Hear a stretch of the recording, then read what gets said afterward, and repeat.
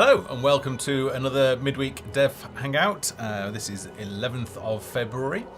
Today we are going to be looking at, first of all, what we're up to, what the dev team are up to this month, and then we're going to be spending the bulk of the stream looking at balancing and what we need to be tweaking.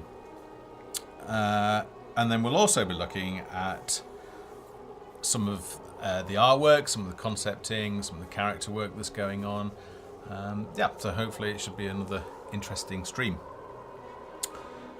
In terms of the patch that we're working on in February,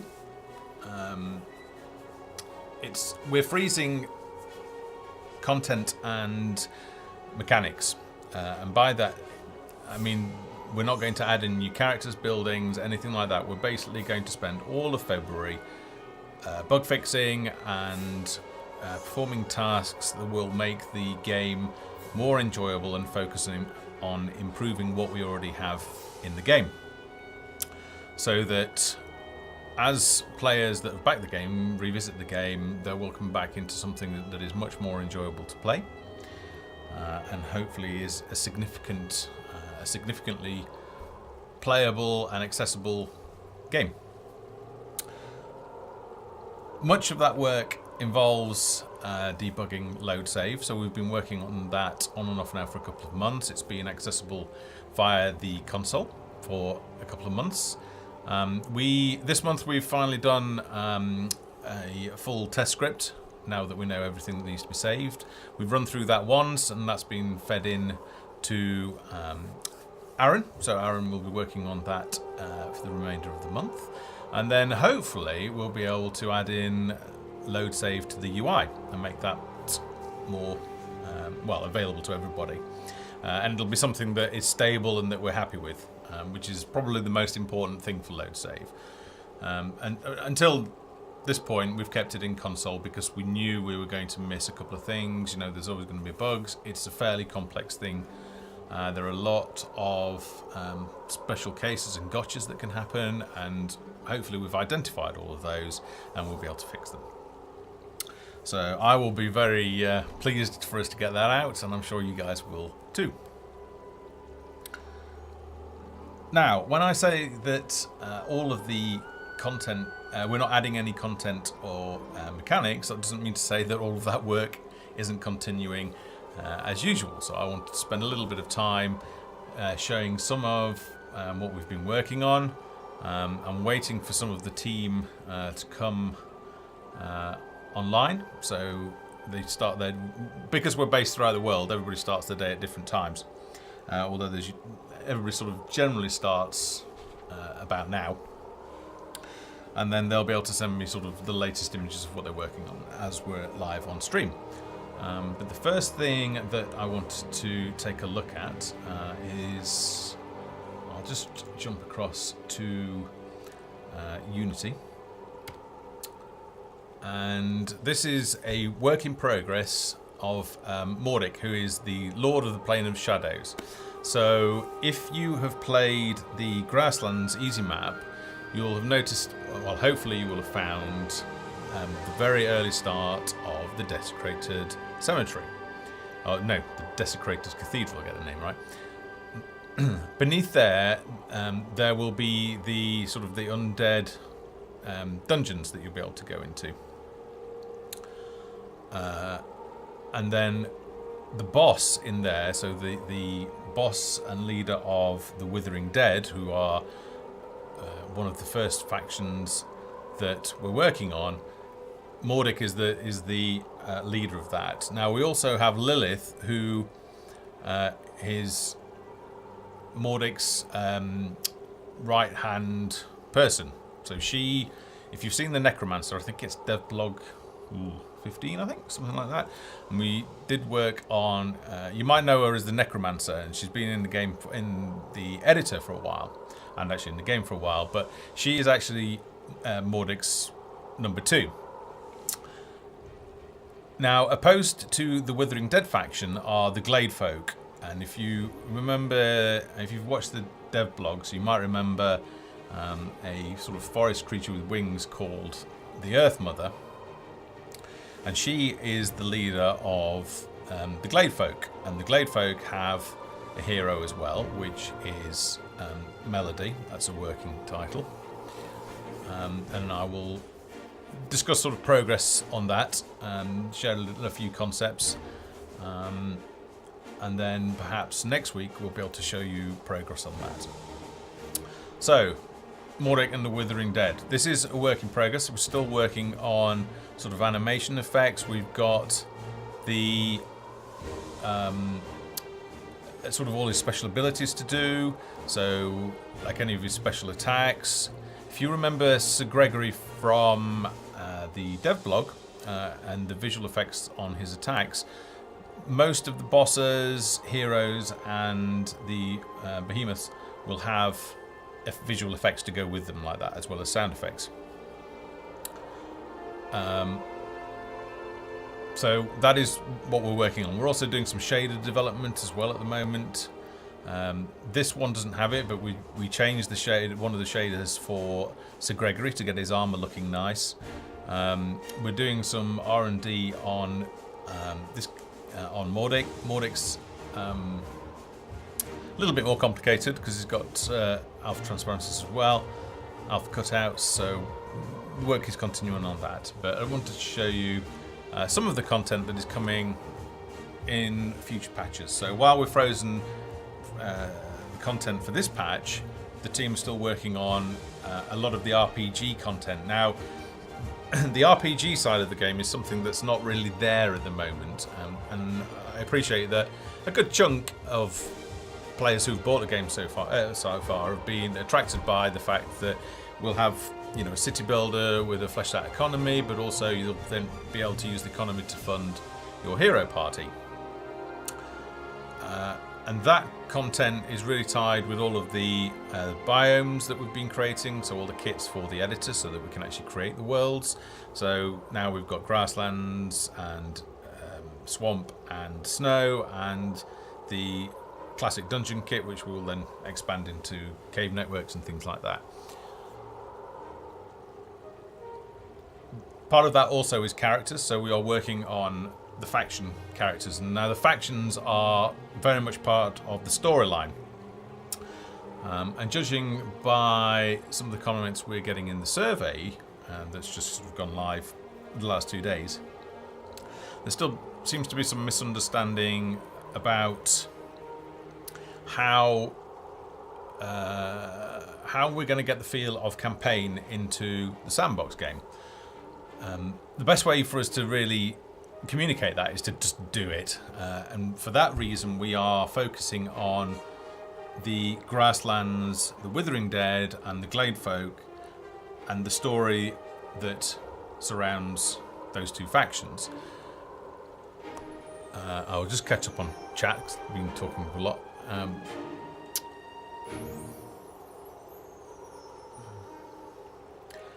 Nice to see a lot of regulars in here. Hope you're all well.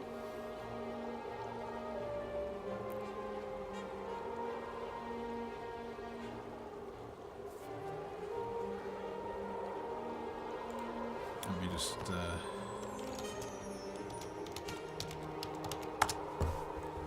make Foxel a mod as well. Okay, so yes, going back to how we're going to get the feel of campaign, so the original tutorial, how we get that feel into sandbox. And there seems to be this misunderstanding that sandbox and campaign are mutually exclusive, and in my view they're not, because all of the mechanics that drive sandbox, all of the, you know, the map systems, the wave triggers, things like the quest designer, when we add that, all of those are the tech, the base tech that enable us to build a campaign on top. So we still need all of the same content. We need some modules that allow us to set up triggers and sort of quest parameters, and all of that will be built into the editor. So I see absolutely no reason why we can't give the feel of the old tutorial in sandbox. It will just be entirely up to the player where they go and who they engage with. Now, I talked about the Withering Dead and the Glade Folk being the two factions that we're going to put into the Grasslands. Those two are both part of the same storyline, but how you interact with those two factions determines how that storyline will develop. So you could, for example, go and explore the Desecrated Cathedral. You can meet some of the Withering Dead. They, at that point, are likely to be neutral to you. You'll be able to sort of interact with them, talk to them, and engage in some of the initial storyline. You will then be able to make up your mind whether you want to align yourself with the Withering Dead, or whether you think, I'm not sure I agree with what they're doing and how they're going about it. I think I'm actually going to go across and help the Glade Folk. And if you do that, then the story changes and you start going down the Glade Folk storyline. Now, depending on which one you help, the two may be, there will sort of be crossover between the two. So, for example, if you are supporting the Withering Dead, it may be that the Glade Folk attack, and your role in that storyline is to actually fend off the attack and help the Withering Dead. Whereas if you are supporting the Glade Folk, then your role may well be to actually lead that attack and come at it from the other side. So how you play the game will be entirely up to you, and the outcome of each sort of biome, which consists of two major factions, will be again up to you. Now that's just the way that we're designing our world. How level designers in the community decide to patch all this together and write the storyline and do that is entirely up to them. So once you've played the world that ships with the game, which is what we'll be providing, you'll then be able to go onto the share services, have a look at the top rated sort of worlds created by the community, download those, and it'll be a completely different storyline, quests, maps, everything. Everything should be different. Yes, the content will mostly be the same, although like for the environment and stuff, it can be put together entirely different for a completely different visual look. And yes, some of the players will characters will be the same, but the actual experience, the gaming experience and the challenge will be completely different. And that's an important mechanism that we have for ensuring replayability. So let me catch up on chat. I'm doing an awful lot of talking this stream. Hopefully you guys are following me. Oh, Stonewood. That's not good. Not good to hear you're sick. I hope you feel better soon. You can always catch the stream up later, usually the day after we post it on to the playlist on our YouTube channel. That is at youtube.com/gamesfoundry. I'll just paste the link into chat now. There you go. So please feel free to pop along to that and subscribe to the channel. It doesn't cost you anything. You can catch all of the videos that we post on there at your leisure. The only thing you can't do, of course, is ask questions direct in chat. If you are asking a question, please start your question with @GamesFoundry, then it'll highlight and I'll be able to see it. And it just helps it stand out from the rest of the chat that's going on that might not necessarily be a question to me.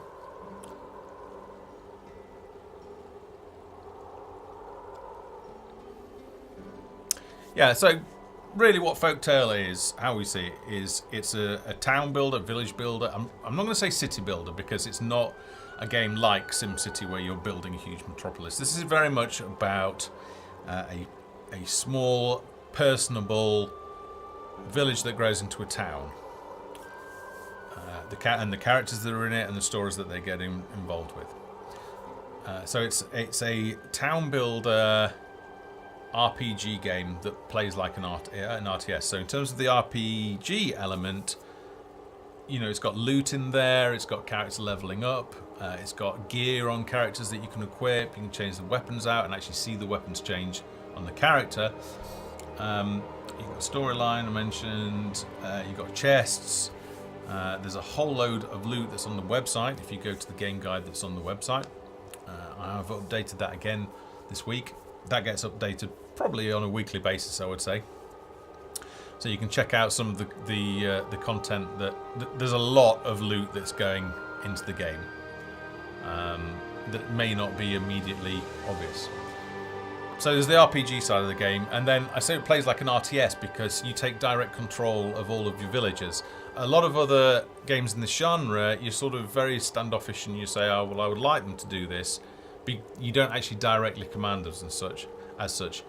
Whereas in Folktale, you are directly involved. So you'll control your villagers, you'll tell them what to do, where to go, what to train them as. The heroes you'll take direct control of. You'll be firing off their special abilities using, either the portrait wheel with the special abilities on it, or maybe like hotkeys on your keyboard. So yeah, it's a town builder RPG that plays like an RTS game. New parts. How strategy heavy will the game be? It's a different experience to say something like Crusader Kings, which is I don't even know how to describe that, but I would say that's very strategy intense, but isn't sort of like your real-time game. I think there is strategy in the city building aspect of it, and building, a strong economy, building the right economy chains, training the right sorts of units, and balancing all of that. That is sort of like your strategy. Combat is more. The whole RTS game's kind of wrong. It should be called RTT, or real-time tactics, because that's where it'll be more tactical, I would say, in combat rather than strategic. I think probably the strategic aspect in combat comes from more about planning your character's gear and the weapons that they have. Okay, I realise that Mordek's been on screen for an awful long time. So let me swap across, and I'll share some work in progress. Now this was Devakin. Hey, how's it going? Oh, have I missed a question? Will you be able to create a pretty large army? I reached 24 people. Is that purely military units? I would say you can probably. I think you might end up going a little bit larger than that in terms of military units, but in terms of like units guarding your walls and things like that. Okay, so I was talking about, let's go this way, the Earth Mother. So this is the Earth Mother, Nara the Earth Mother. She is the leader of the Glade Folk, so they are the faction that are opposed to Mordek and the Withering Dead. And she has been shared already, so quite a while ago actually, in one of the dev blogs. She's not in game at the moment, although she's ready to be dropped in. So these are very, very early sort of stage concepts that were worked on for Melody. Now, Melody is a hero. If you help the Glade Folk and you go far enough down their storyline, possibly through to completing it, then Melody, the healer, will become available to you for hire at your tavern or in the adventuring party selection screen, and you can include her for when you go adventuring off onto other maps and dungeons and so forth. So if you help one faction, it will exclude you from unlocking the hero in the opposing faction. So if you went and you wanted to get a healer role in your party, then you could go and help the Glade Folk, but that would rule out Lilith, who is the necromancer, who is the Withering Dead hero, at least for that game.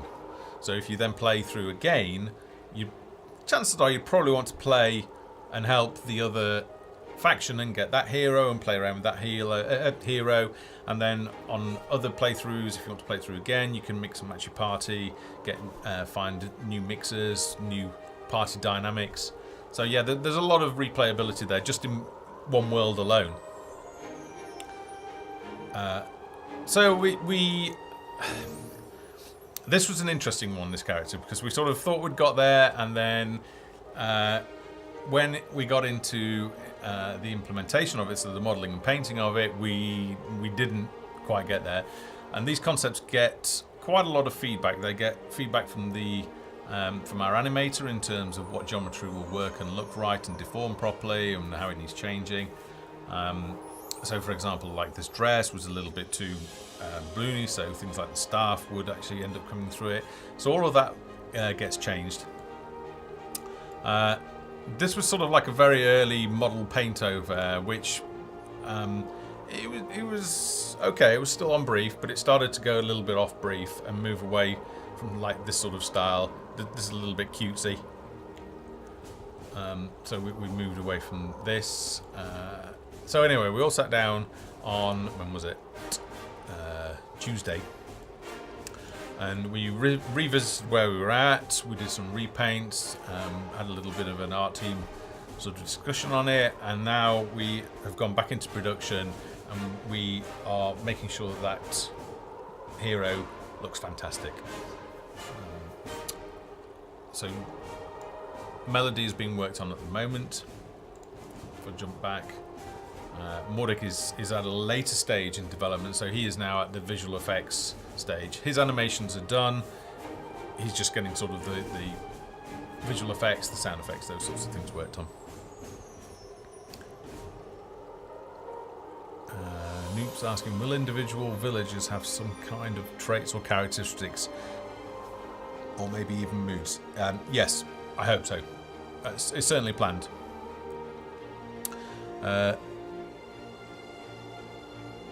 Donioso, if I said that right, Donioso. The Glade Folk would be based in the grassland, but I think we'll make it as a separate map. So you'll find a portal within the grassland, and then you will go to a separate grassland map that has more trees on it, more of a sort of glade and forest feel to it, more rocks, because we'll be able to do more as well, because you won't be able to build on that map. It will be a pure adventuring map, so we'll be able to do some interesting things on those. Same goes for the Withering Dead. Chances are you will find a portal in the Desecrated Cathedral. You'll take that portal, you'll confirm your adventuring party, and then you'll go in there and you'll be exploring that dungeon. And you can have a look at that if you fire up the game and have a look at the Crypts Level 1 map. That is the start of the dungeons that are underneath and the start of Mordek. Now, all of the backstory is written. If you follow the roadmap, all of the backstory for all of the factions in the game actually has been written. And now we are into the process of writing specific storyline, so the whole storyline for each of these quests, and then we'll be going in and probably recording some scratch voiceover for that. By scratch it means that it's probably temporary. Depends how good it is. It might actually be the final voiceover. But generally, it's a test of, you know, the pacing, the flow, the humour, everything like that, so that we know it's going to work in game.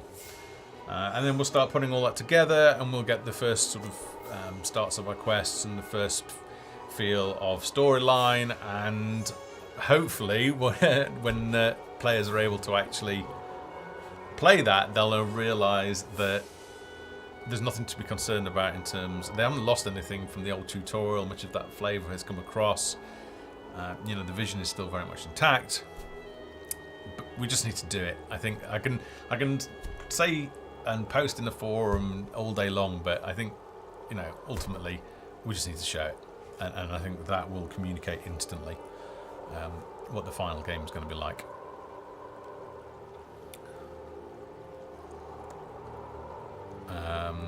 Extreme Fighter, will there be any type of multiplayer? Not in the initial release. So when we exit early access and go live, that's what I was calling the initial release. Folktale is a single player game at that point. It's a possible option for DLC or an expansion later on, depending on how successful the game is. But for now, think about multiplayer. Think about Folktale as a single player game. Will there be any, lots of questions. Will there be a third option where you can follow a path line that is neither Withering Dead nor Glade Folk?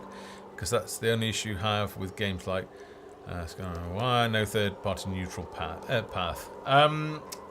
The problem with the... Well, actually, you say that. So Sir Gregory, the hero, who we shared in previous streams in the dev blog, he would be a good example of a neutral hero. So he's not aligned with either faction, but he will be accessible. So it's a possibility that we might enable it so that you could go through the game as that.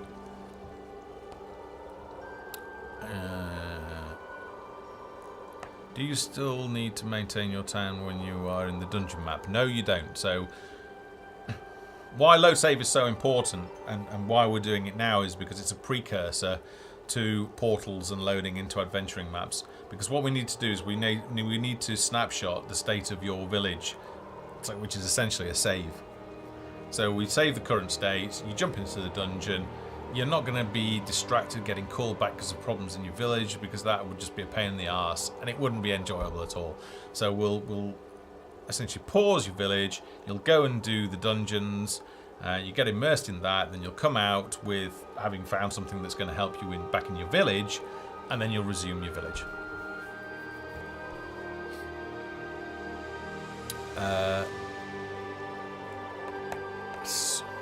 Sova PA.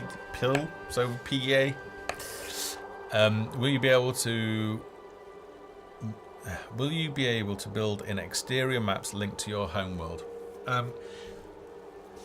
You can at the moment because the maps are included. So you can play in the snow map, you can play in the swamp map, you can play in the grasslands map. Whether we decide to enable that in the game, I don't know yet, because that then gets into things like trading between villagers, resource transfers, and stuff like that. So that's yet to be decided.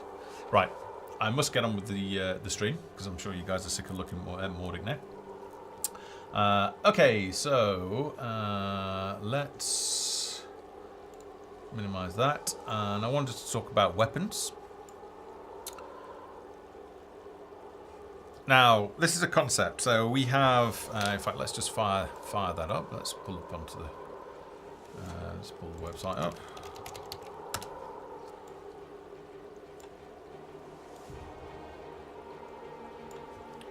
Okay.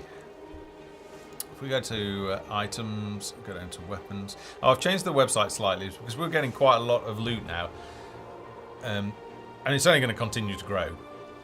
So you can see here, this is just belts that we've got so far.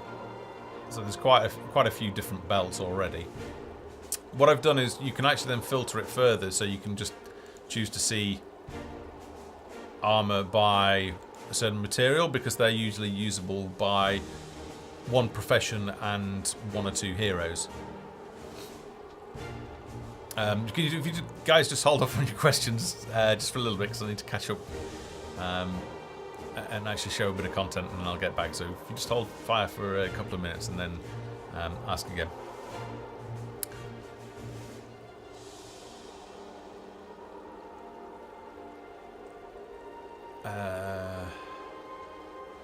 Just 1 second. Right, so weapons. Let's come down to weapons, and this one is a cleaver. And if I just come down to the bottom, at the moment there's a placeholder icon. So this is for the Bone Chomper, which is an epic cleaver. So it's used by Butcher. It may well be used by a hero as well. Weapons are visible on characters, so if you change the weapons that a character is holding, it visually changes on screen. So we have to actually create those as 3D objects. It's not just an icon that's painted and you know,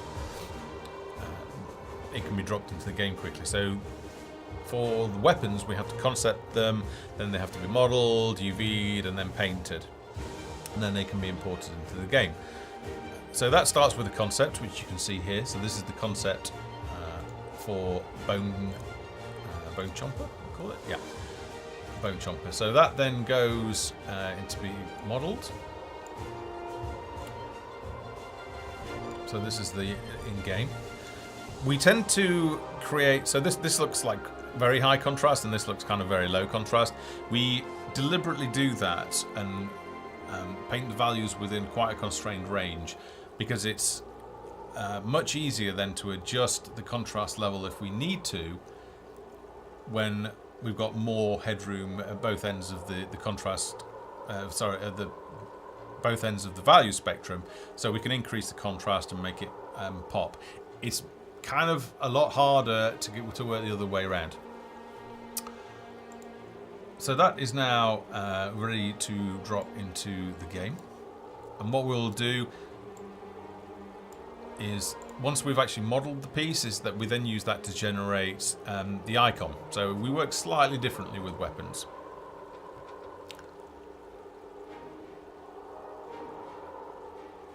Okay. Some of the other weapons that we've got, we'll just bring those down here. I don't know if I can make those a bit bigger. Yes, I can.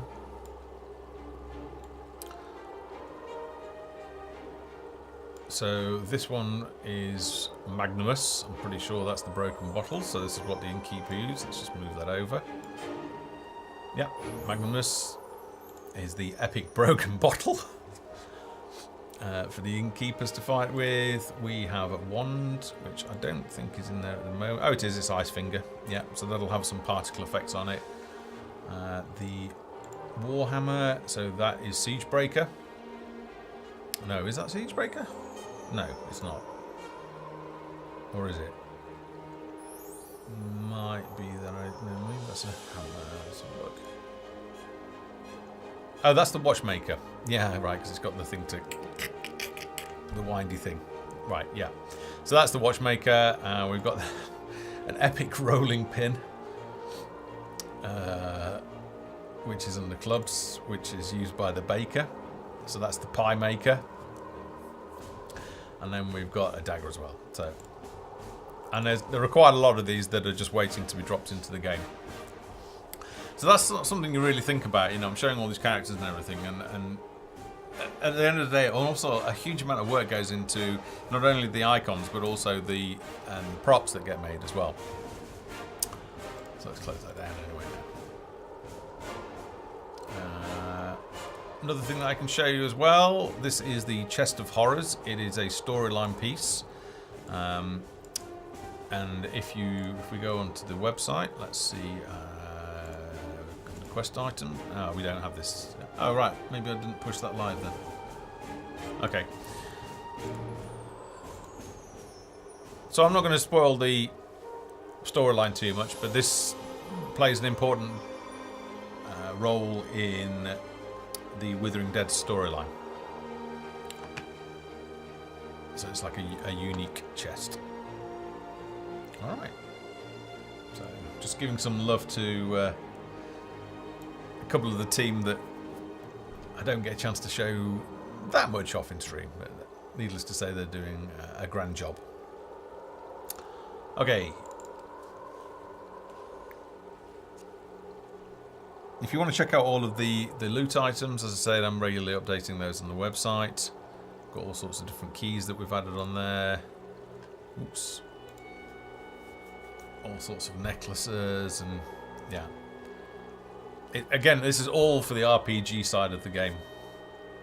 I think we're at near, we must be close to 500 pieces now, and I think by the time we finish the game, I think you can expect something like 1,000 pieces maybe.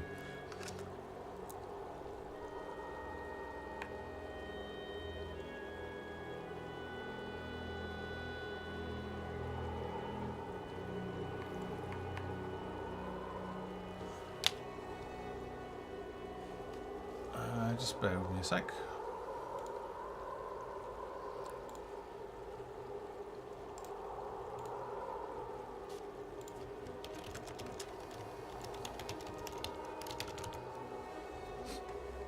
Oops.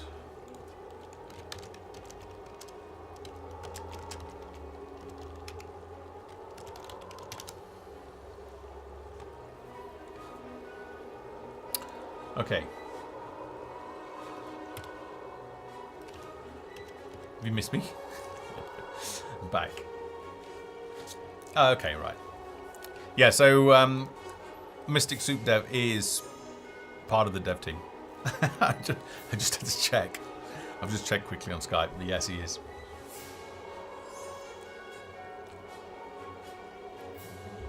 Okay. Balancing. let's talk about balancing. In the last few months, we've changed a lot of mechanics. We've focused on the first 60 minutes of gameplay. We've changed that an awful lot. We've put a lot of new mechanics in. There are blatant balancing issues that we need to take care of. We're aiming to do that as part of February. It starts with the number of bug fixes. So let's talk about some of the known balancing issues that we've got. First of all, firewood in 2 levels. So first of all, into population warm, and secondly, how it affects crafting, specifically at the blacksmith. So at the moment, they just take too much firewood. So we know about that, and we'll be tweaking that. One thought that I did have actually this morning is that we could perhaps change the amount of firewood needed depending on the building tier. So at the moment, we only have tier 1 buildings in the game. In the next sort of few months, we're going to be unlocking the building upgrades, which is a huge amount of content. If you think about the number of buildings that we've got, then for each of those, or for most of them, there are 3 tiers. So there's your tier 1 that's in game now, there's your tier 2, which is sort of more of a stone and slate roof thing, and then there's tier 3, which are much bigger. And there was a question in the forum about why is the green cube for placement so big? And the reason why that is because we've got to take into account the footprint of the tier 3 building. So that when you're placing buildings, we need to make sure there's enough spaces between buildings so that when you finally upgrade them to tier 3, they're not overlapping. So while at tier 1 your village might look nicely spaced out, when you get to tier 3, I think it's going to be interesting because it's going to become more dense. I think, and more densely packed. So that's why the green cube is the size that it is.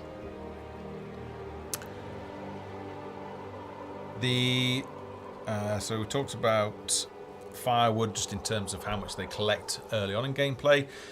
The other issue is when you come to craft armor at the blacksmith. So a lot of the recipes, especially the sort of plate mail, chainmail recipes, they all require firewood to fire the furnaces.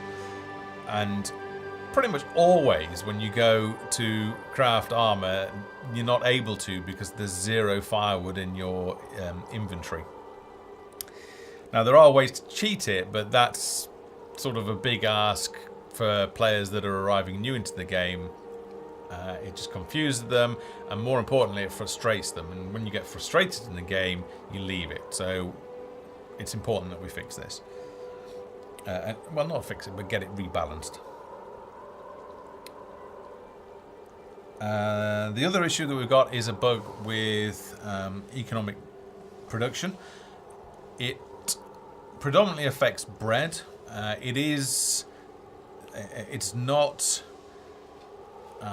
It doesn't always happen. It's infrequent, but when it does happen, it's sort of infuriating because you never have any bread, and then the need for carbohydrates that starts to decline, and then people start to leave, and it's very frustrating because you can't do anything about it. To address bugs like that, and the Half Fox will correct me if I'm wrong here, but we've actually rewritten the whole of the inventory system this month, or we're in the process in the final stages of that, and that is to make it basically more reliable, more stable, and to change sort of the reservation system that's in there at the moment to make it a little bit more logical. So hopefully with that change, it'll affect and fix the bread issue. It was also affecting, I believe, the production of lesser medicine in the herbalist. We haven't added sickness yet. If we get time, which I'm not sure we will in February, but if we get time, I'd like to add that. It's fairly high up in the priority list, but as I said, we've frozen mechanics for February. So, I mean, I may unfreeze it if we happen to get everything in. It's only frozen until we're able to get load save sorted out and the new inventory system in. If we can get all that done and we're happy it's working and get the UI for load saving, then I'll unfreeze it and we'll start to look at adding things like sickness and death. But I have a feeling, given that it's the 11th of February now, that we'd be hard pushed to get that in.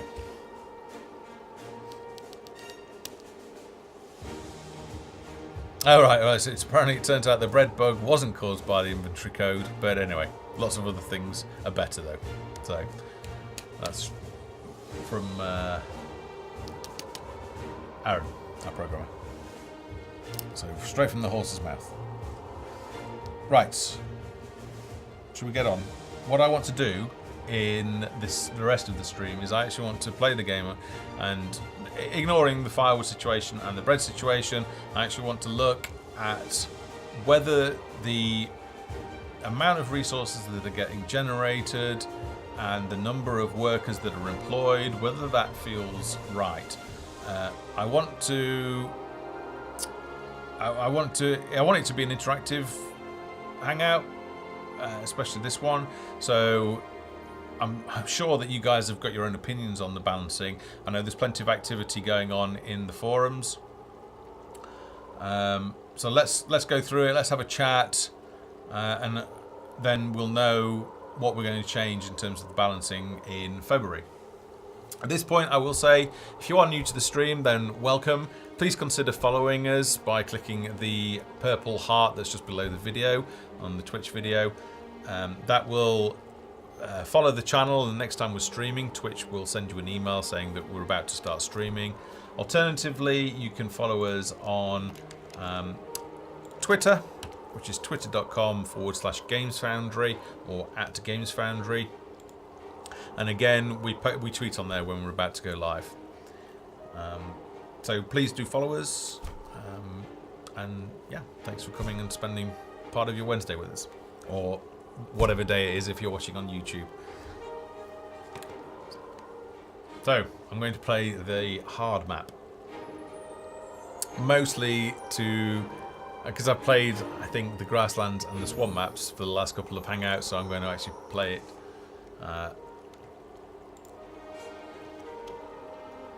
Let's see. Just apologize for spinning it round. So I think I'll start. A building now. has been constructed. So I don't know why they go into like defensive pose and think that the wagons are the threat. It's an amusing little bug. I wouldn't say it's high priority because it doesn't affect anything. So, but it is now.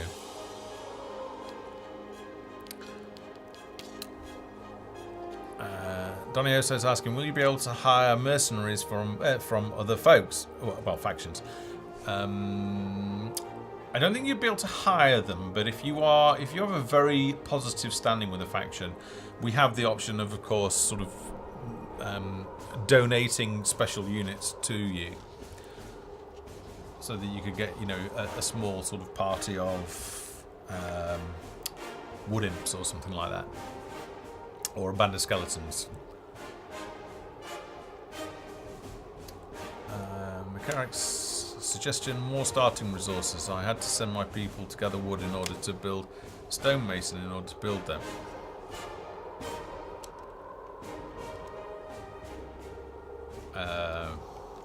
But that's the whole point. Net resource collection. My pleasure.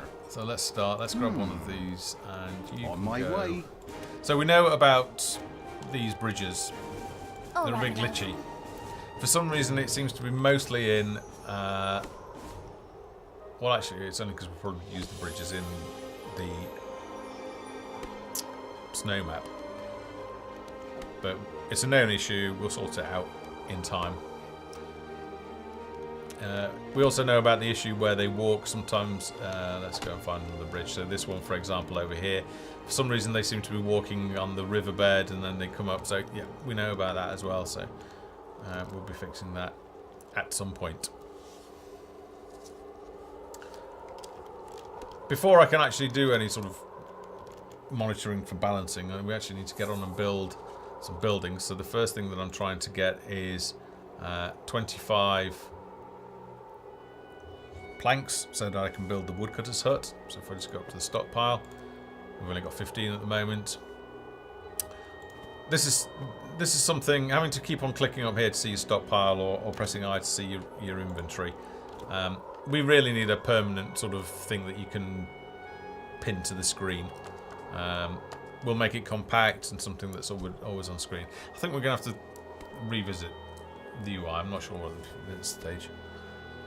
But we're aware of some aspects of the UI not meeting the needs that we have from gameplay.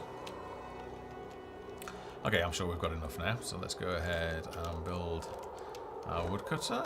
Now, I think I want to build it... Can we build it over there? Yeah, we can. Now, they're all busy. They'll continue doing whatever they were doing, and then once they deliver like the wood, they'll run off and go and complete the construction task. The reason for that is because you don't want to waste the resources. If they're already 3/4 of the way through, villagers are in need of firewood. Chopping down a tree, you don't want them to stop, or if they're just about to deliver it, you don't want them running off. So they complete whatever they're doing.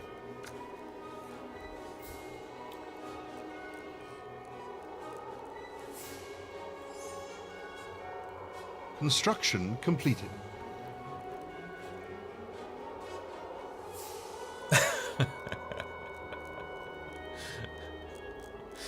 Sky Marshal Brandon, I'm just reading your comment about you'll buy it when there's goat launching catapults.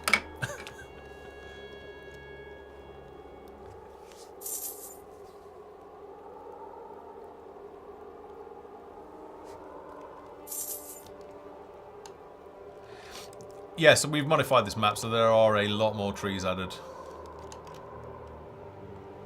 We modified it in the last patch. Okay, so we've built that now. So what what now? Let's go and train you.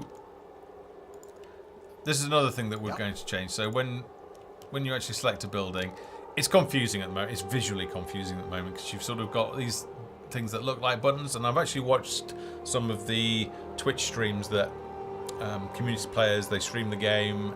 We do try and watch all of those. We study them because it's amazing feedback. It's actually an integral part of the development process now that we watch Let's Play videos and live streams. Quite often we'll actually go in and join those live streams as well. We'll have a quick chat with the host and just let them know that we're planning on coming in. We'll then come in and answer any questions that they've got. So if you are considering streaming the game and you've got, a decent following, then we, hopefully I'll be able to find the time to be able to come in. So just tweet at us or something if you're going to do that. Yeah, so these look like buttons. So I've seen players actually try and click these by accident. So we need to change the visual look of those. It might just be as simple as taking away the background image.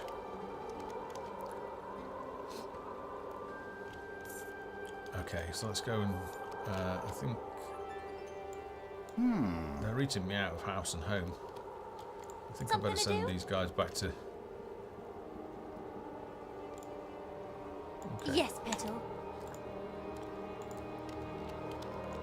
Now, the next thing that we need is a cottage. We don't have enough wood for that. We're not far off, especially once we get these woodcutters on the go. Let's grab another one. All right, my love. You go and get the berries. Yes, my dear? So Victoria will probably cross over here and go and then grab these berries. So what have we got at this stage? Well, the pacing seems alright. We're able to get enough wood. It's making us wait a little bit of time until we've got enough to build the next building. What we don't want is you just be able to go bang, bang, bang, bang, bang, bang. Never give any consideration to your resources because that kind of defeats the purpose of it. It was like that for a number of patches. I don't think it's a good experience. I'm pretty sure nobody else will think it's a good experience. So it's a matter of pacing it so that you'll be able to get enough resources within, I don't know, no more than a minute of waiting, I would say. It just makes you value resources and think about resources a bit more. Okay, so we've got enough for our cottage. Now, a little bit of a tip. Remember that villagers need firewood, so they're going to have to walk to the woodcutter's hut and get the firewood. So you really want to be building your cottages as close as possible to your source of firewood, which is the woodcutter's hut. It's not really a good plan to be placing buildings over here because they're going to be spending most of their time carrying wood over a long distance. They're going to get hungry when they're doing that, and they're going to spend all their time collecting firewood and eating, which is not really that productive because they're burning your firewood, they're eating your food, and your settlement's just not going to last if you do that. So you really want to think about placement of buildings and think about the strategic aspect of town planning. Okay, so we only have one peasant at this stage, so I think what we'll do is we will untrain. So let's demote Ralph. I think this was Ralph here. It was. It's a change of profession. I'll just mention one bug that we... oh, that was interesting. It didn't do it that time. Oh, alright, I'll keep an eye on that. Yep. Right. So Ralph and Victoria are now going to build this cottage. We currently have 4 peasants. Adding a cottage will increase our population capacity up to 5. As long as everybody's happy. They're not at the moment because they haven't got any firewood. Let's just have a look at our inventory. Well, there's plenty of firewood in stock. So hopefully by the time they've built this, they'll be able to go and get some firewood. And happiness should start to return. Looking forward, we need to think about overall hunger. Protein is probably the easiest one to fulfill. The best way to do that is Building fishing completed. hut. So we want to place it so that we can capture as many of these fishing points as possible, because then we can have more utilization of our fishing professions. So we'll set that.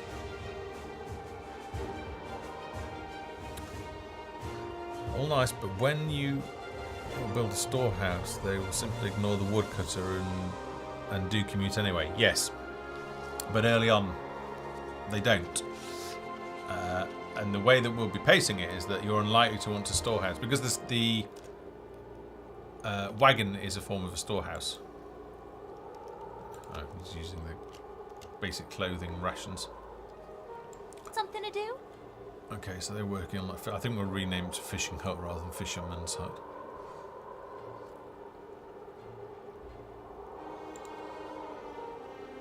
Yes, Petal. I think we'll change it from Fisherman to Fisher.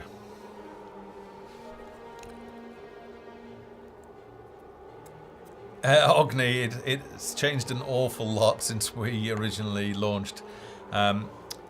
So we launched back in May, very late May, the real start. Completed. Very, very late May 2013. We spent that time between then and December, mid-December of 2013, working on sandbox tech. And we released version 2.0 in December. And that enabled us to start making sandbox maps and get sandbox games, the very start of sandbox games, up and running. Since then, we've added, multiple biomes, a lot more buildings and professions, monsters, game mechanics such as like settling spiders, wave spawners. We've added an awful lot to the game, and there's a lot more to come. So yeah, if you're returning to the game, having been away for a long time, hopefully you'll be pleasantly surprised how much it's changed. Okay, so we are ready for our fishers. One bug, you shouldn't really be able to... Oh, this is in the bug log, by the way. You shouldn't really be able to highlight these when there's nobody in it. Minor thing. Again, very low priority because it doesn't actually impact anything. Okay, we are running out of peasants, but we don't... We should soon start attracting some... I think when happiness is in the orange, the maximum population you get is 75% of your maximum capacity. If you get it into like the yellow, then I believe you can get 100% of your capacity. But let's plan ahead and go ahead and place another cottage. Let's see if we can squeeze it in here somewhere. Probably not. Squeeze it up here. Yep. So our sole peasant, Ralph. New settlers have arrived. And we've got our new settler because It's hard to see. But I think we've moved into the yellow there, so now we can get 100% of our population capacity.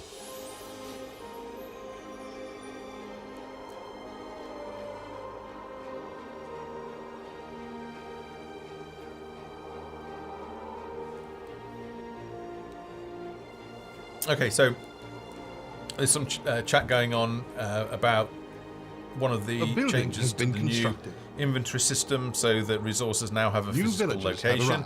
So if a storehouse runs out of firewood, then they will start rerouting to the woodcutter's hut.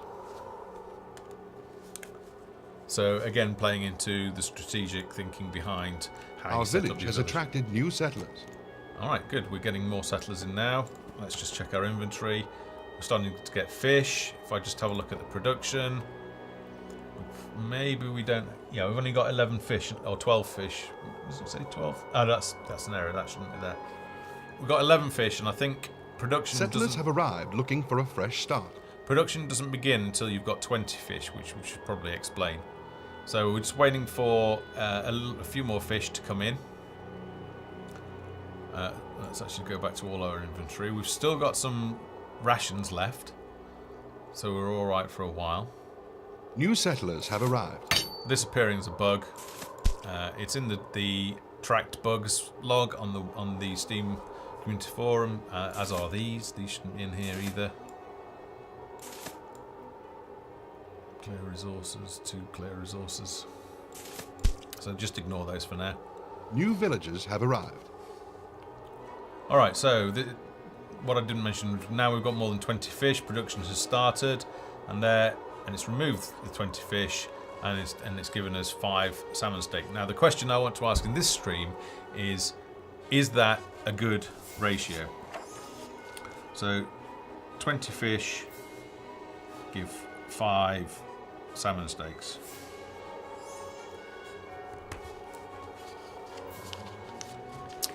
Don ASO is asking about the character portrait in the bottom left. That is obviously a placeholder for now. So, I'll select that's a female fisher. I can tell because of the profile, and it's showing the male peasant. It's just a placeholder. It is a cosmetic thing. It will certainly increase the feel of quality of the game, but it doesn't actually have an impact as such, other than helping you perhaps identify who's who.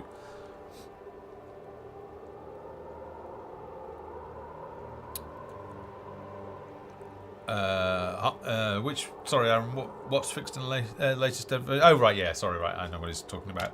Apparently this is fixed already. In fact, I know it's fixed because I was reading the bug registry last night. Okay, so 15 more fish. They seem to have eaten all of the salmon steaks, which is fine. Maybe if we hire... So we want the best person for this. I don't think this is currently sorted by effectiveness. This is something that we'll be improving as well, so that there's no feedback. I click on somebody and it doesn't do anything or tell me anything to say that they're going to be walking there. So I think what we need to do is that when you click it, I think we need to move the peasant into the window to show that they're going to be there. And then if you were to command them so they never arrive or anything like that, then we remove them. But I think we do need to show some form of, Winifred going from being a peasant to moving to the left-hand column to show that your command has been received and understood, and there's a visual response there to the input that you've given.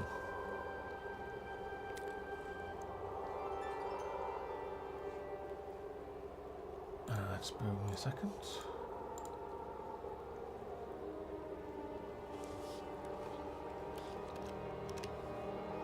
Okay, so let's go up to the civics menu. This is work in progress. I'll say that again, work in progress. So it's not, the layout's not done. It is purely functional at this stage.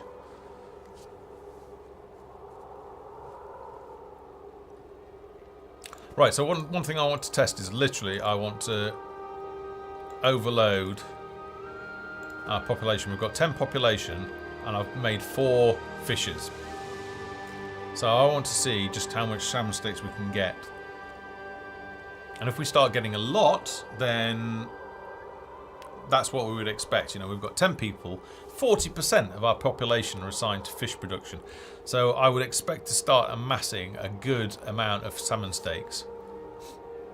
So while they're doing that, we need to start thinking now again about our next need. So which it could be vegetables and carbohydrates, both of which can be addressed by the windmill and fields. Or alternatively, I could tell somebody to go forage, and because berries meet a small amount of need for carbs. Or I could think about basic clothing, which is what I think we'll do.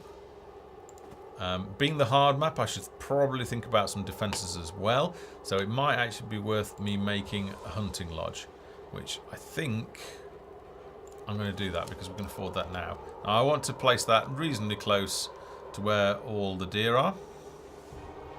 So let's actually place that there.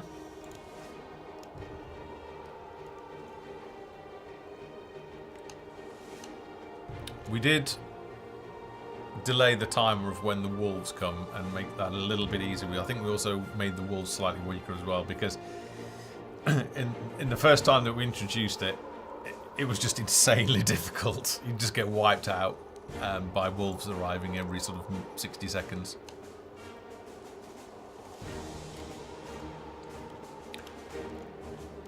Okay, and then I think we want to maybe think about some more All right, population. love. I think we'll get recruited Construction this way. completed. So let's have a look who's best for the job. Wesley Renishaw, you go and train. Here comes What Wesley. now?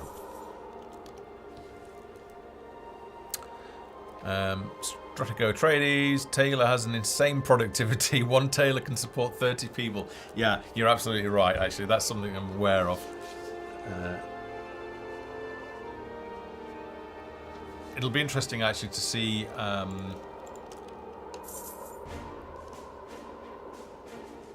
let's have a look. I'm stuttering a little bit. Alright, so... salmon steaks are starting to increase. And it's not bad. I thought it might actually be faster than that, but we've only got 23 in stock. So the rate of transfer, I mean, we are running the fishing hut at full capacity there. Then let's see, we've got 23 in now. We're producing the current batch. So that will take it up to 21 salmon steaks. Alright, so now we didn't have enough, we haven't got enough fish, so that's not actually at full capacity. So we're still not, I mean, obviously it depends on proximity to those fishing points, how many fishing points are available. If there are only 3 fishing points available, and if I actually look at this, you could see, well, let's go and see how many fishing points we have got in. 1, 2, 3, 4. All right. So we've got 4 fishing points that are within the boundary, and we've got 4 fishers. So potentially this could run at 100% efficiency. Okay, we've got 27. That'll get taken down to 7.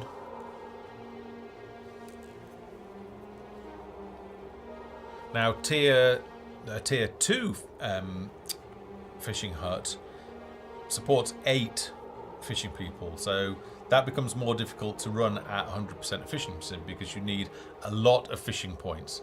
I think that would actually be kind of difficult to achieve, so that's going to be interesting, but we don't need to worry about that just now. But it's a reason why we might not necessarily invest like a huge amount of time in balancing, because there's a very good chance that we will break something when we release a future update that unlocks the building updates. Right, so now we're starting to get fish. The production cycle is running constantly.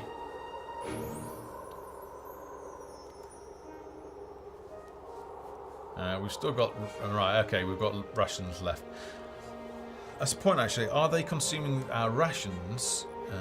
The meat rations. Let's keep an eye on that meat ration, because this is I'm not sure they should consume rations when there are alternative food sources available in the inventory.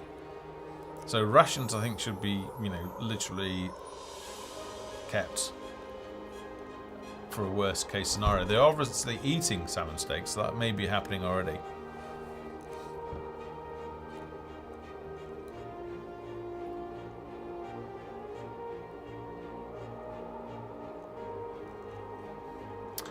Sky Marshal Brandon, I think that would be a step too far. I'm sure it's tongue-in-cheek. Alright, so we've got plenty of fish, so we were able to run another cycle immediately after this.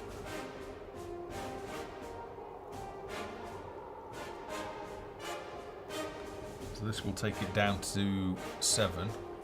We've just done another 2 deliveries of fish in there now, so that's okay actually. I better actually go ahead and save this. Let's just save, just in case. So save 1.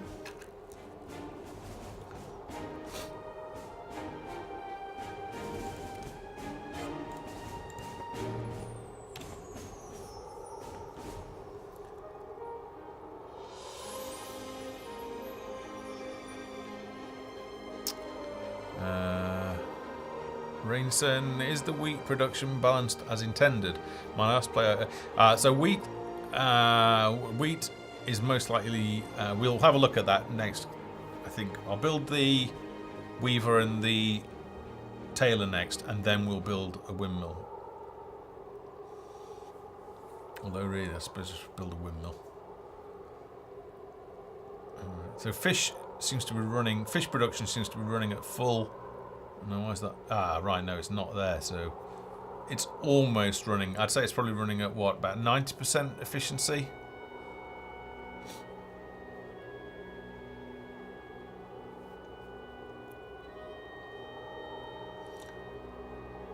Then obviously it's dictated by worker happiness and things like that. Our hunters are doing a pretty good job, so we'll be ready to build a butchery soon. We'll just leave that in stock for now. Fish is getting bigger though. But, oh, were they eating those rations? No, they weren't touching the meat rations, so that's alright. That seems to be doing what we would expect. Okay, let us build... We haven't got iron. Alright. We need iron. You... Okay. Because I don't want to build a blacksmith just yet. I'm a little bit concerned. In fact, what I'm going to do... Yo, want something? I was watching a stream actually What's up, Slick? last week. And somebody suggested we have a rally button, and I think if we added that, I think it's a good idea, and we'd make everybody run to, say, the wagon, which is meant to be. Okay, just checking. Run to the The wagon's meant to be kind of the centre of your town, so we'll make everybody run to there, and then you can command them as you wish, but for now I'm just going to actually assign them to control group 1. Howdy. So Now I can then select them all. So when the wolves come, which inevitably they will, I'll hopefully be able to take care of them. Devkin is asking, is there a limit on farms you can have? Because when I get the game, I plan on filling an area full of farmland. No, there's no limit. I mean, you're obviously constrained by resources to build them and gold and things like that, but no, and space is constrained as well, I suppose, to a degree, but there's no limit as such put on how many of what you can have. Okay, so how many iron did we got? We haven't got that much iron. Well, You can go and collect iron as well. ta-ta.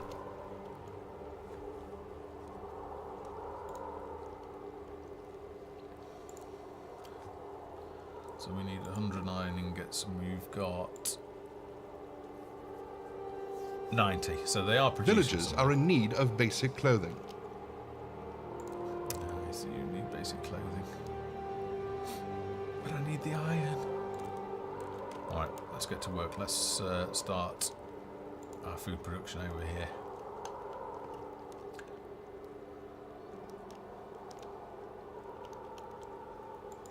Alright, I see an iron delivery going in there. Yep. So that should take our iron up to 100, which it does, which means we can build our windmill, which I'm just going to tuck in there.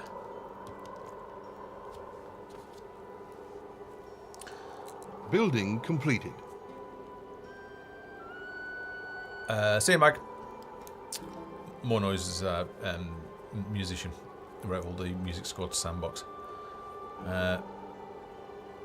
Sova PA, and I'm not quite sure how to say your name. My apologies, but will you have decoration buildings like benches, etc.? That's the plan for a carpenter's building, Building completed. but obviously it isn't in at the moment. So let's train a farmer. We want another field. It's been an interesting suggestion. Can't remember where it was in the forum, but it's me. When as soon as I read it, I noted it down. That we don't default fields to grow wheat because sometimes you forget to set it to cotton or whatever. But instead, we show much like a building that has no workers in it. Have we got one of those? No, they're all populated. But we'll show like a warning icon, so it acts as a reminder for you to set the field type. So that's one suggestion. Another suggestion is that, for example, under the Weaver's Hut, we put a field that automatically defaults to cotton, and under the herbalist, you have another field, and that automatically defaults to herbs. So there's a couple of things we can do on that to improve that. Oh, Stonewood that's gone, my apologies. Oh yeah, that's right, he wasn't feeling well, was he? So, Stonewood, if you're watching this later, then how are you feeling better? A building has been constructed. Would boats ever be a thing? The idea was given by the old boats. I don't know at this stage. I think, obviously it would be cool. We'll see. It's one of those things that we're sort of pushing back on. Right. That one is planted, but this one is not. So maybe we need... we probably really need another cottage, don't we?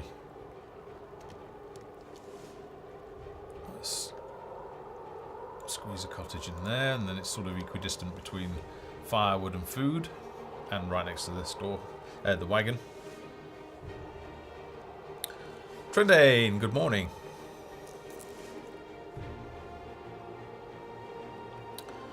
Trendane is the voice of the advisor that you can hear speaking from time to time. Oh. Give me something Right, to chat. we've got Work is we've never got done. a Yeti, I think I saw. Think you can outrun me? So Yeti is attacking our hunting lodge. We will go and attack our Yeti. I personally think Yeti should be a bit tougher.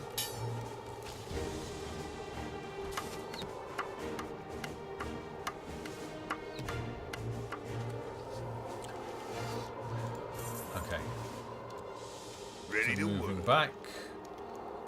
Let's have a check. So fish, loads and loads of fish. My inclination would be that is actually set about right. So one fish is probably not enough for 10. Maybe we need to reduce it ever so slightly. So maybe you get more, or maybe like... Construction completed. I'm just making a note. I'm inclined to look into whether we need to increase the yield Our village has attracted new settlers. on salmon steak production just ever so slightly.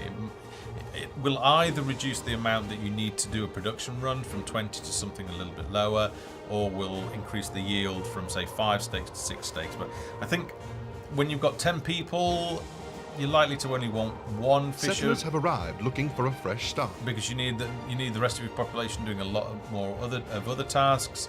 So I would be inclined to think that we need to increase that just ever so slightly.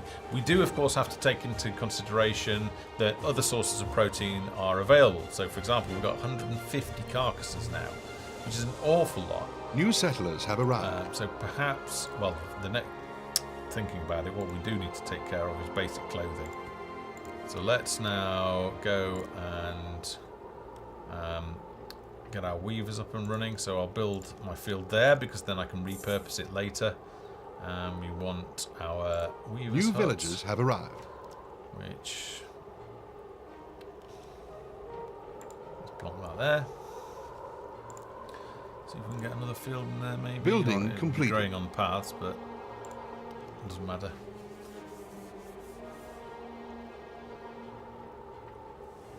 Our village has attracted new settlers. There was a question, how do you see this game in about a year? Close to finished, hopefully. Building completed. Right. A building Train has the been weaver. constructed. Now that weaver is going to get some firewood. They typically start off getting firewood.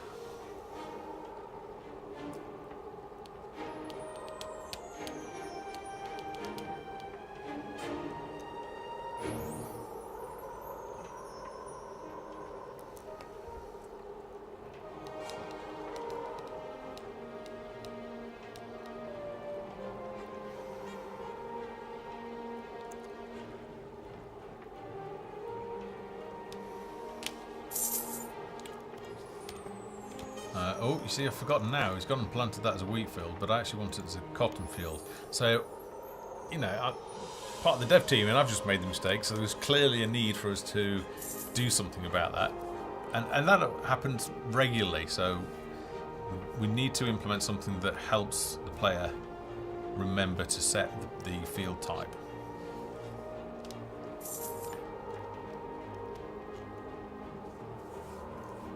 Right. Fish hasn't really advanced in a long time, but that's okay. So how many hunters? We've got... We had one hunter and he's somehow managed to amass 174 kills, which kind of seems ridiculous because... What now? And this is a bug that I've reopened in terms of the deer not animating. There is no way, I mean, I know he's not going very far because we've got deer that are around here, but there's no way he's made that journey 174 times. So the yield is obviously quite high. Well, what is it, 170 something, and he's just dropped it off a deer, so it's like at least 10 he's just picked up. Yeah, he's picked up the deer. Let's just see how many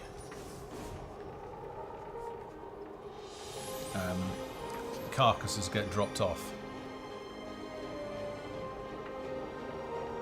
12. Villagers are in need of vegetables. So let's build a butchery and see how many carcasses get converted into meat pies.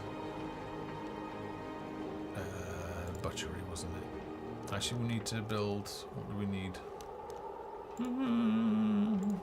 Need everything quickly. Need more iron.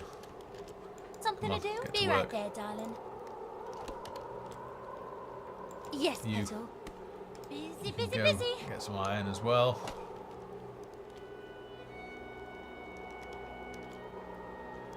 All right, my love. You All go right, and dear. get some iron as well.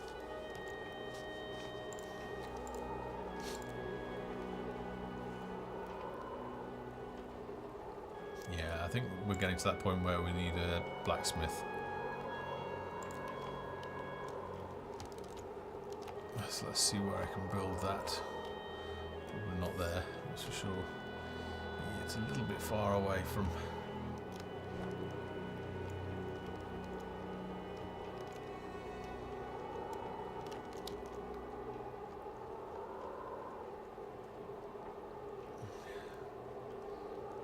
No, we only need 2 of the points.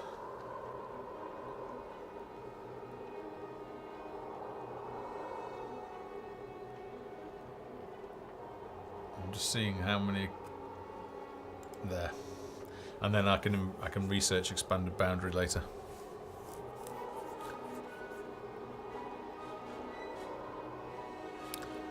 Yeah, they will eat more. If there's an abundance of food, they will eat more.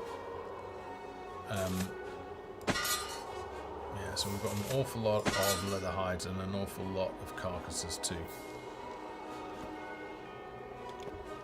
Construction completed.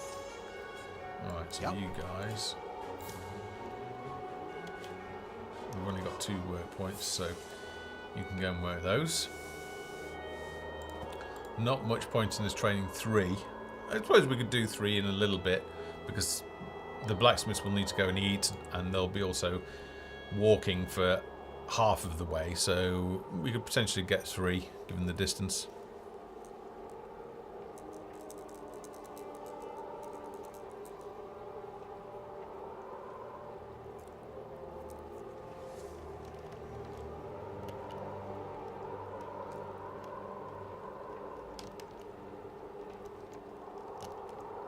Okay, how are we doing on iron? 50 iron. Which can we build? 100 for both. Crikey. Yes, my dear. Right away. Villagers are in need of bread. Let's have that third one. And I'm working on the bread situation, but it's going to take a little bit of time. The cheese wheel is meant to be...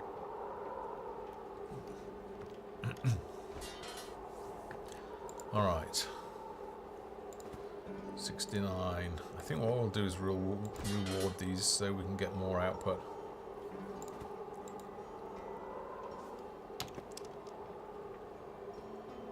A lot of planks, so I think what we'll do is we'll stop production of planks. Get them to work exclusively on firewood. Try and build up a little bit of a buffer on that. Just keep an eye on iron production while I check chats. I don't have a butcher at the moment, no. That's what I'm saving up for. But their need for meat is... But their need for protein's fine, so I'm not going to build a butchery. I'm going to focus on the bakery. Oh, need 100 stone. Crikey. Alright. I messed up a little bit here. Need to build the stone. There you go. Have we got anybody free? Yes, 1, 2, at least 2 incoming. How can I help? 1, Something 2. to do? Yep. Let's go ahead and just... Y'all want something? What's up, Slick? Howdy. select everybody to the control group for when those wolves come. Now what?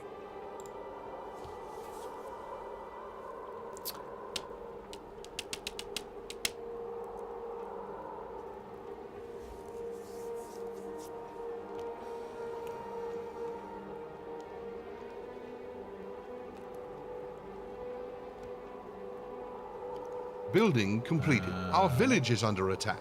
Right. Oh. Give me something to chop. Make your mind up. Okay. A woman's work is never Use done. command move by holding left control and telling them to move, and then they'll engage units. Any enemies that they find. Alright, good. So I was able to take care of those.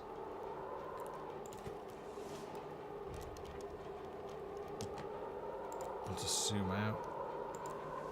Alright, we're okay. Let's hire... Training this person will leave you without any peasants. See, that was incorrect there, which is again a known bug in that it's giving us warnings when it shouldn't be giving us warnings about peasants, because we've actually got some that are available. Although, Ready to work. does anybody seem to be running? Oh, there we go, we've got at least one there. Yep. Anybody else going to run there? Yes, Petal.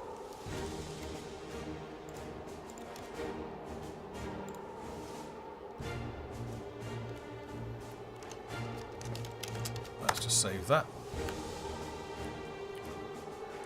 What will be added to this map? Our is- village's bread is running low. So that's another bug, which is we just need to implement a speech cue for the advisor so that it doesn't try and say several things at the same time. Good question from Donioso. What will be added to this map in the future? Faction dungeons, ice caves, etc. Okay. Just bear with me 1 second.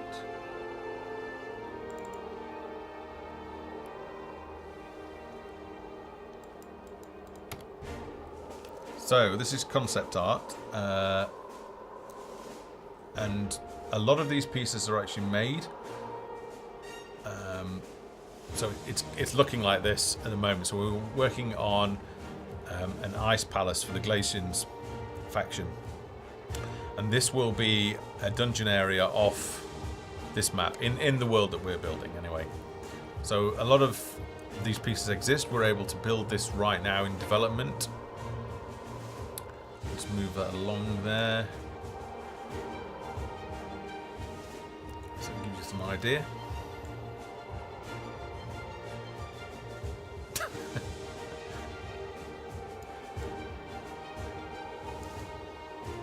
Okay.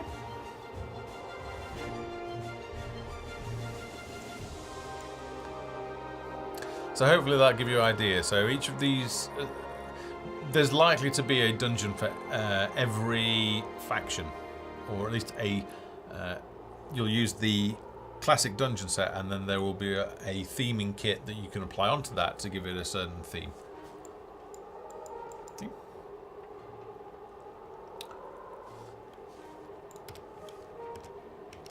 All right, back to the game.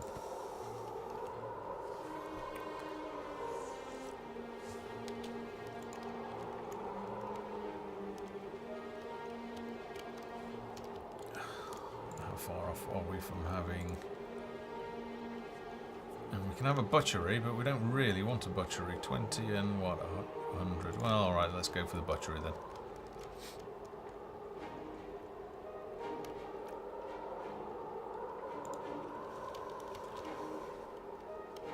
Ah, I saw that little bug there. Let's have a look at this.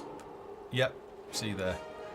So God knows why that is, but it's just some bug that we'll fix.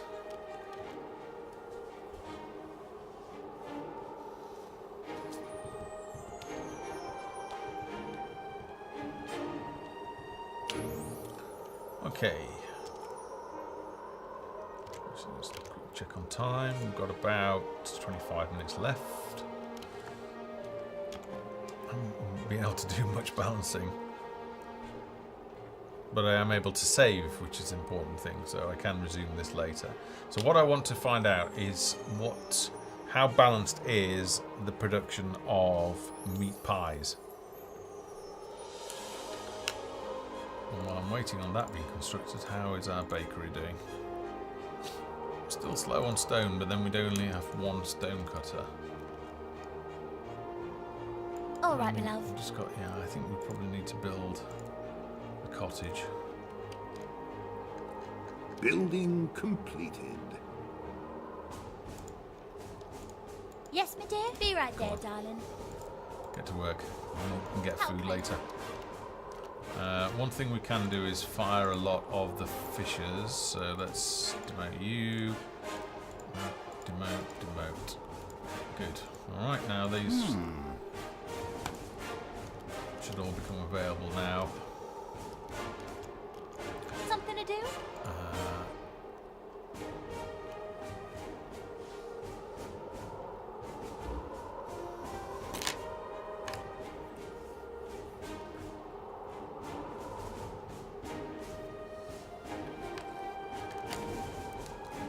A building has been constructed. Alright, so let's get one butcher on the go.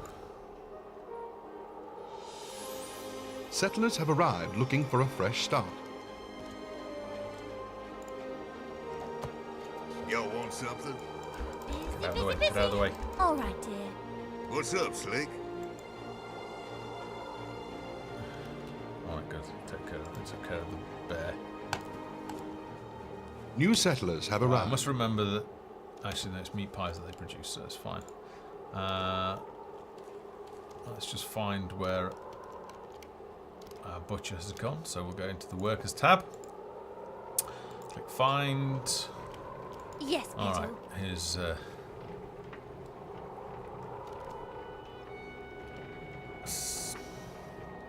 Christ, I wrote that name in.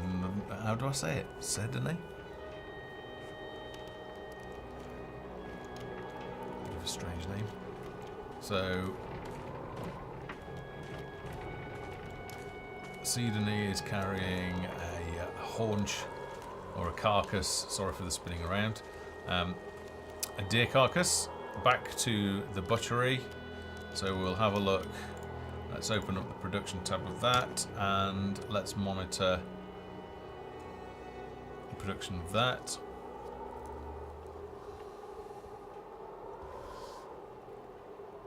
Alright, so production has begun.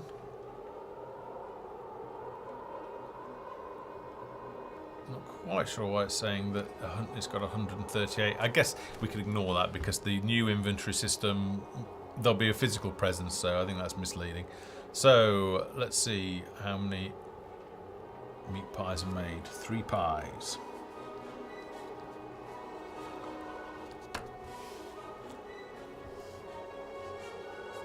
It wasn't right, so it was 138. Our town is under attack.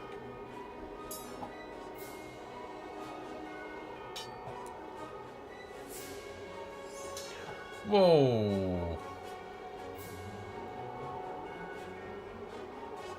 Christ, I'm interested to know how many carcasses that's using up because that seems New huge. villagers have arrived.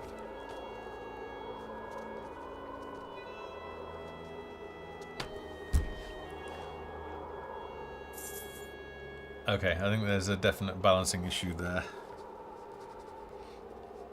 In terms of the number of carcasses that a deer generates, and in terms of how many carcasses it requires to make meat pies. So I think we need to really adjust that.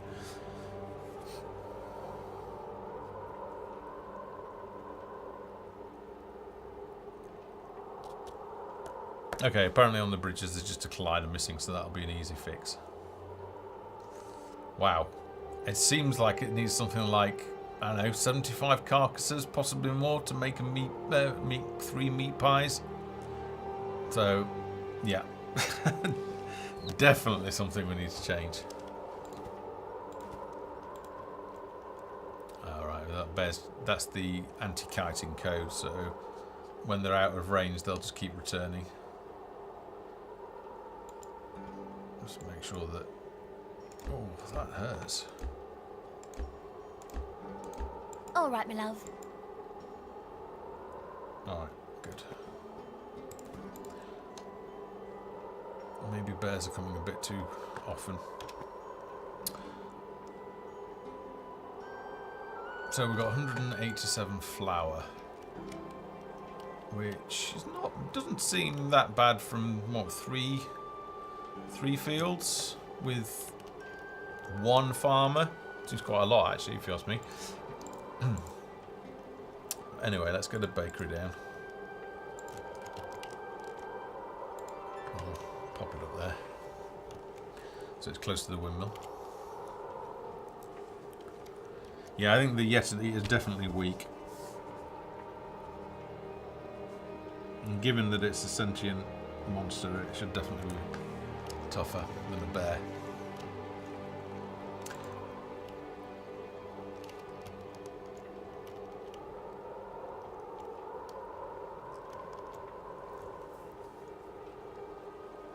Oh, excuse me. We have had 1 lot of wolves, yes. It came from over here. Construction completed. Okay, so we want just 1. Oh no, let's get rid of you. Yeah. Okay.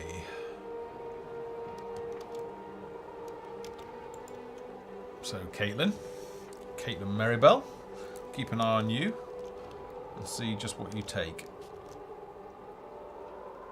Although she's going to buy a meat pie first.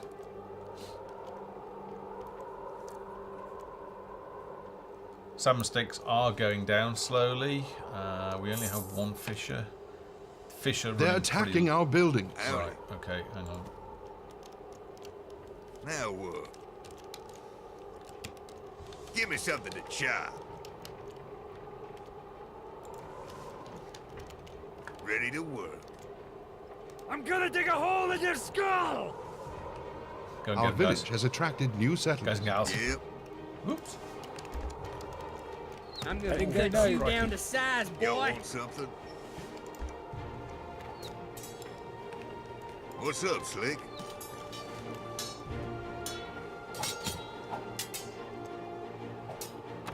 Settlers have arrived looking for a fresh start. Okay, so there were walls. That timing's pretty good. I'm happy with that timing. I'm able to fend them off. I think we've got that about right. The first couple of encounters, I don't want to be too tough. I don't want too many people to die. Looks like Fisher got it, so let's recruit. New settlers have arrived. Beatrix to Brunwyn. Oh, we lost our farmer as well.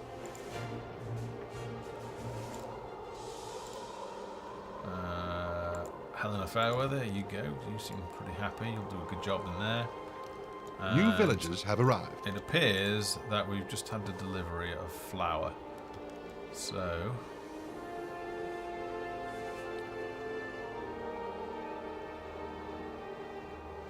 let's see how many flour go into bread.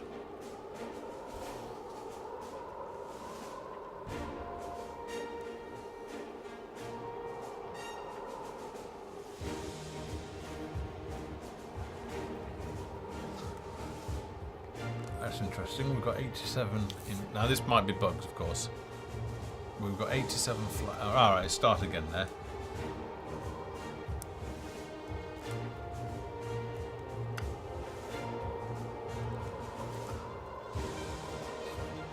Now it will be interesting seeing if this fails.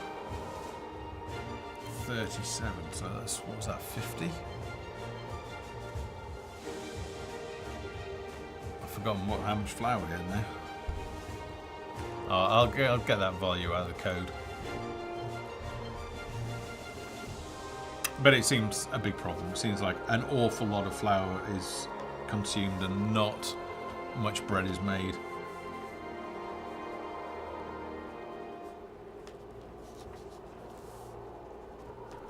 So we definitely need to rebalance that.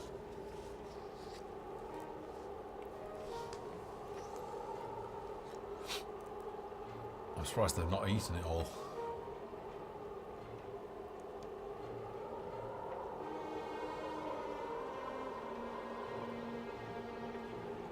So we had, God, how much flour did we have? Something like, if you think about, we had 87 sacks of flour, whatever it was, maybe 67, but 87, and now we have none.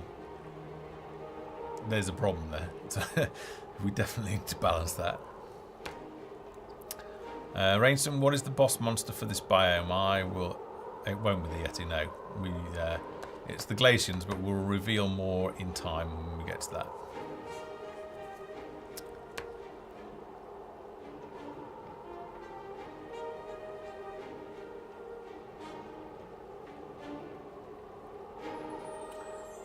That's a good question, actually. Why do you need to pick from carcass and leather? So if I go to the hunting lodge.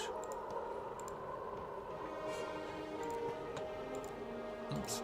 Our village has attracted new settlers. Yes, since leather is produced automatically. That's a good question, that. I shall note that down.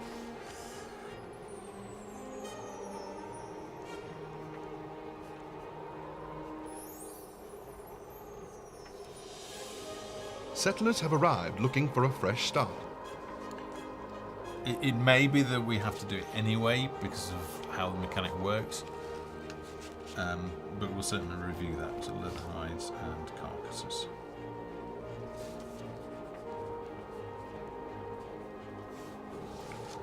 New settlers have arrived. Okay, one thing that they haven't got, I'm surprised they haven't revolted actually, is maybe the new settlers have been a bit more happy, but we've not built 150 planks. Wow. Is that because I New villagers have arrived. need to set production back? Let's reward them as well.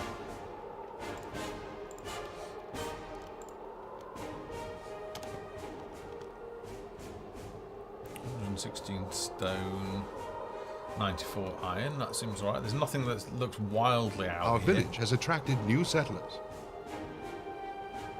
There's 300 leather, the 2 leather houses is just ridiculous.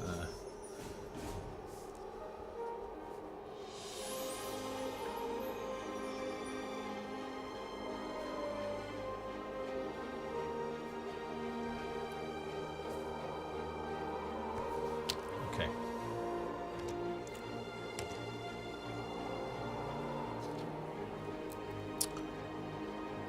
While we are just running this and testing, I would just like to mention the player satisfaction survey that we've just gone live with in the last couple of days. We run the survey once a year. We ran one last year, and we're running some of the same questions again this year so that we can perform some benchmarking, and we're also asking some new questions that we haven't previously answered. Because we've asked questions already from last year, when we asked them, we reviewed all of the feedback that you gave in the survey, and we made a number of changes to our processes, be it production processes, communication processes. At that time, we weren't doing the dev hangouts. We'd always talked about doing them. We've since implemented them, so it'd be interesting to see what the feedback about these streams is. But please do go onto there. There is a post in the Steam forum. We'll also be adding a link into the game so that you'll be able to click it from there and complete it. It's 17 multi-choice questions. It takes about 2 minutes to complete. It's very important because your feedback goes into identifying for us, first of all, whether the changes we made last year had a positive impact, and identifying what the changes are that we should be making again to improve things again.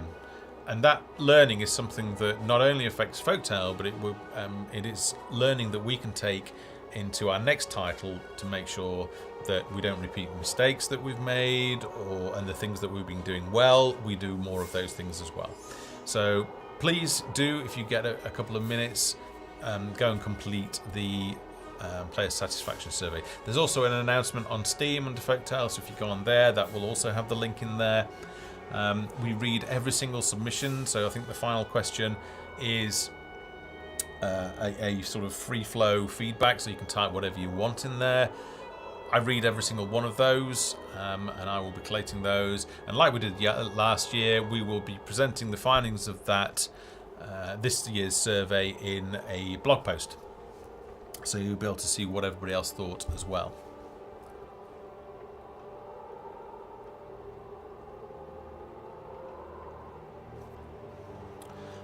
So I had my salmon's getting depleted because I untrained 75% of my fishermen. So not only have I reduced production massively, our population has been increasing as well. So the salmon stakes are now coming down. So for 20 people, we probably want to be looking at, bearing in mind we've got to think about the fact that we now have our meat production and our butchery online. We need to look at both of these together. So we need to look at that, and actually get the fish. Sorry, let's swap those around. So I need to be looking at this picture in terms of the need for protein to make sure that we've got enough.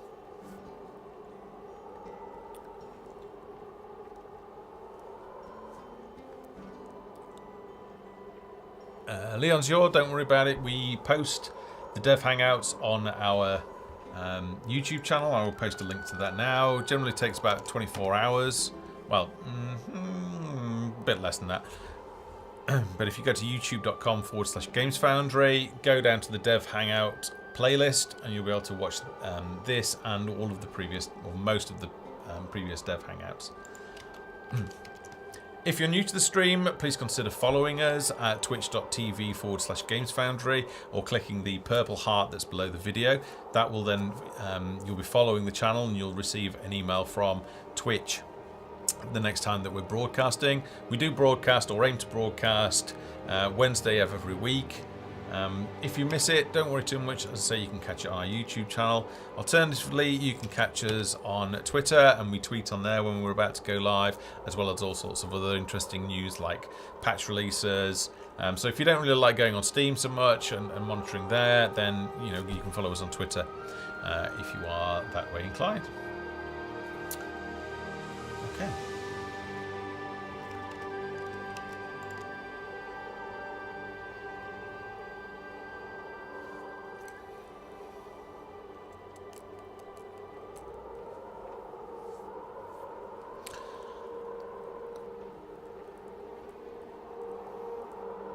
Or another way is to look at the highlights that are on Twitch, if you're familiar with Twitch.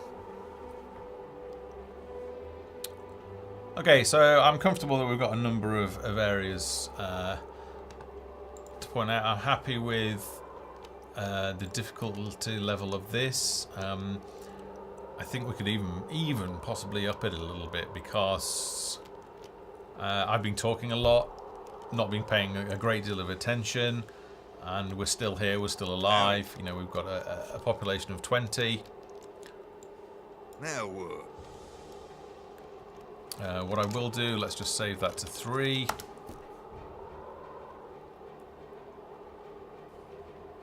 And then Our supply of vegetables is running out of basic clothing. We'll just restart the game, so let's just exit to desktop, fire it up again. Just bear with me. So we'll fire the game back up, and we'll go and load our game. So we'll go down. Save games will be they're showing your map list. We'll probably change the location of it in a future patch, to, like, separate out maps from save games. But if I just scroll down, I'll find all my, well, these are all previous test saves. But what I want to do is find 3, because I just saved that. Loading that. This is load save. There are still something like 17 bugs, maybe more. Villagers are in need of basic clothing. You know, Yep. There's our control group. Y'all want something? We've got all of our buildings are there. All the work is correct. So it's in a decent shape, but it's not 100% bug free yet. And that's one of What's up, Slick? one of the highest priority things that we'll be working on in February this month. But yeah, load save, it is in. It's just accessible via the console at the moment. If you want to know how to do that, there is a guide on the website. So if you go to www.gamesfoundry.com, on the left hand side there is a link called console guide. If you click on that, then again in the left hand side go down to game state. It's just a shortcut to further down the page, and it'll explain how to do it there. So you just need to hold Control Shift X to pull up the console, save, space, and then whatever you want to call your game, 1, 2, whatever, my map. Or you can just do save, and it will save it to your default temp save, I think it's called, something like that. Our villagers need vegetables and their is running low. And you can also load from here, so I could go load, well, I mean, I saved earlier on, didn't I? So I could go load 1.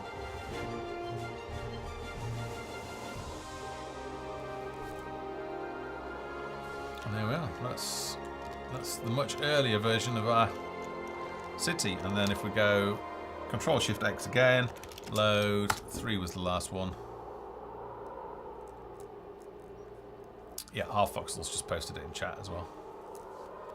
Alright. And there we are. Now what? Give me something to chop. So that's load save, which is in the build that's on Steam right now.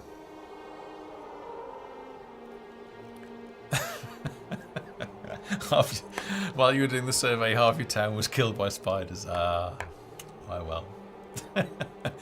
Now you know how to use load save, so you wouldn't have to have that problem in the future. Alright guys, this is a good opportunity for me to wrap up the stream. Thanks for watching. If you, again, are watching on YouTube, then please, subscribe to the channel, or visit twitch.tv/GamesFoundry, follow us on there. And please complete the player satisfaction survey. Our village is under attack. 2015. The link to that is in the Steam announcements under Folktale. Thanks for joining us this Wednesday. And have a great day and a great week, and we will see you next time. Okay, bye for now.